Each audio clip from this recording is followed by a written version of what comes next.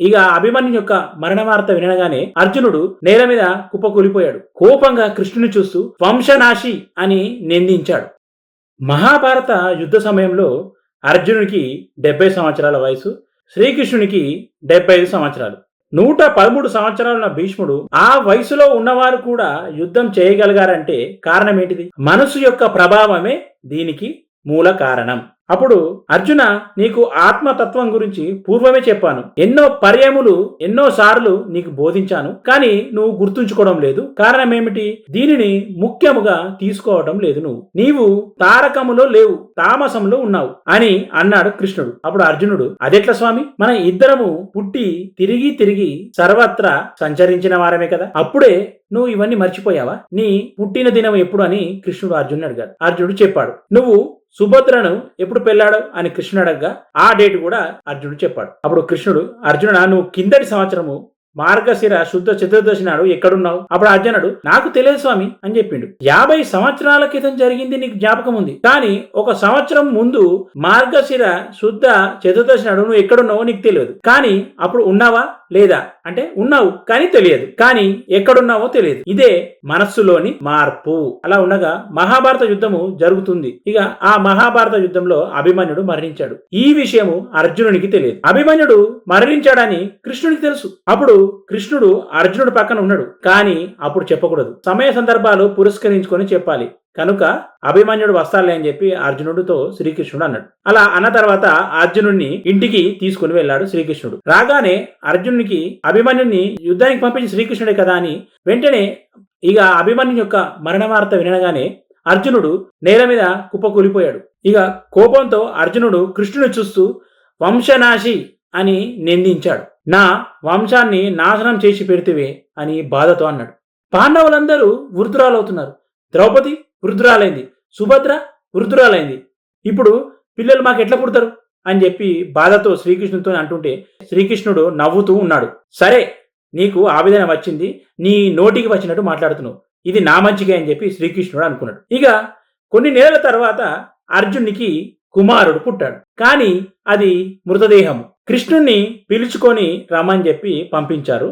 సహదేవుడు కృష్ణుణ్ణి తీసుకొని వచ్చాడు. ద్రౌపది అప్పుడు పుట్టిన పిల్లాడు మృతదేహం కదా, ఆ మృతదేహాన్ని బుట్టలో పెట్టుకుని శ్రీకృష్ణుని వద్దకు తీసుకువెళ్ళి, కృష్ణ, నువ్వు మరణించిన బిడ్డను మాకు అందిస్తావా అని చెప్పి ద్రౌపది అన్నది. అప్పుడు కృష్ణుడు నవ్వుతూ ఇలా చెప్పాడు, ఎప్పుడు నవ్వేనా? దుఃఖం రాని, కష్టం రాని, ఆనందం రాని, ఎప్పుడు నవ్వే అని ద్రౌపదితోని శ్రీకృష్ణుడు అంటున్నాడు. ఆ తటలో ఉన్న పిల్లాన్ని చూసి, చెల్లి, ఈ కనులు మన అభిమన్యుని కనుల వలె ఉన్నాయే, ముఖము అభిమన్యుని మాదిరే ఉన్నది అని అంటుంటే అది విన్న అర్జునుడు, అసలు శ్వాసనే లేదు కదా అని క్రోధంతో సమాధానం చెప్పాడు కృష్ణుడికి. అప్పుడు కృష్ణుడు, అర్జున, నువ్వు మూర్ఖునివి, నీవు నా తత్వంను గుర్తించుటకు ప్రయత్నం చేయటం లేదు. కానీ కృష్ణుడు ఏమైనా చేయగలడు అనే ఒక విశ్వాసము ద్రౌపదికి ఉన్నది. స్త్రీలకి భక్తి ప్రపత్తులు చాలా మెండు. భర్తలను లాక్కొని వచ్చేది భార్యలే. భక్తి స్త్రీలకి మాత్రమే ప్రధానంగా ఇచ్చాడు. భక్తి తక్కువ పురుషులకు, భక్తి ఎక్కువ స్త్రీలకు. కాబట్టి ద్రౌపదికి తప్పకుండా ప్రాణం ఇవ్వగలడని చెప్పి విశ్వాసము కృష్ణుడి మీద ఉన్నది. పాండవులందరూ తలలు వంచుకుని కూర్చున్నాడు. కృష్ణుడు వారితో ఏదో ముచ్చట్లు ఆడుతున్నాడు. వీరి ముచ్చట్లు ఏవి అర్జునికి అర్థం కావడం లేదు. అర్జునికి విపరీతమైన క్రోధం వస్తుంది, ఏది చెప్పలేడు. అప్పుడు కృష్ణుడు, చెల్లి, బిడ్డను ఇటు తీసుకురా అని చెప్పి అన్నాడు. అప్పుడు శ్రీకృష్ణుడు తట్టలో ఉన్న బిడ్డను ఒకటి కొట్టాడు. కొట్టగానే ఆ తట్టలో ఉన్న బిడ్డ కెవ్వు అని ఒకటేసారి ఏడ్చాడు. ఇక ఆ పిల్లాడు ఏడ్చేసరికి తలలు కిందికి మంచుకొని కూర్చున్న పాండవులందరూ ఒకసారి తలలెత్తి చూశారు. శ్రీకృష్ణుడు పరీక్షించి ప్రాణం ఇచ్చాడు కనుక అతనికి పరీక్షిత్ అని పేరుని పెట్టుమన్నాడు శ్రీకృష్ణుడు. అప్పుడు వెంటనే అర్జునుడు పోయి శ్రీకృష్ణుడి కాళ్ళ మీద పడ్డాడు. శ్రీకృష్ణుడి కాలు గట్టిగా పట్టుకొని వంశోద్ధారక అని అన్నాడు. అర్జున, కొన్ని దినముల ముందు నీవే నన్ను వంశనాశి అని అన్నావు కదా, ఇప్పుడేమో వంశోద్ధారక అంటున్నావు, దానికి దీనికి ఏంటి సంబంధం అని శ్రీకృష్ణుడు పోయి అక్కడ కూర్చున్నాడు. కూర్చోగానే శ్రీకృష్ణుడి పక్కకు అర్జునుడు వచ్చి కూర్చొని అన్ని ఆనందమైన వార్తలే చెబుతూ వస్తున్నాడు. బావా, నా కుమారుడు చిన్న వయసు వాడే కదా, అతనిని ఎందుకు మరణింపజేశావు? ఎందుకు నేను చూడకుండా చేశారు?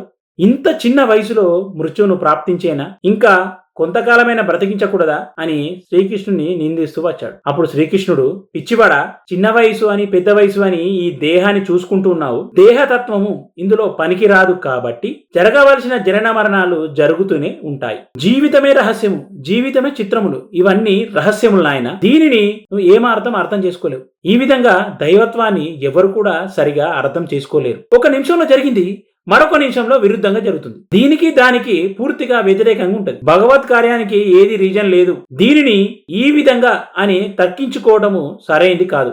ఎవరైనా సరే కాదు అంటే కాదు, అవును అంటే అవును, అంతే. కాబట్టి జరగవలసిన జనన మరణాలు జరుగుతూనే ఉంటాయి. ఎలా ఉందని ఈరోజు స్టోరీ? ఈ స్టోరీ నచ్చినట్లయితే లైక్ చేయండి, షేర్ చేయండి, మా ఛానల్ని సబ్స్క్రైబ్ చేయండి. ధన్యవాదాలు.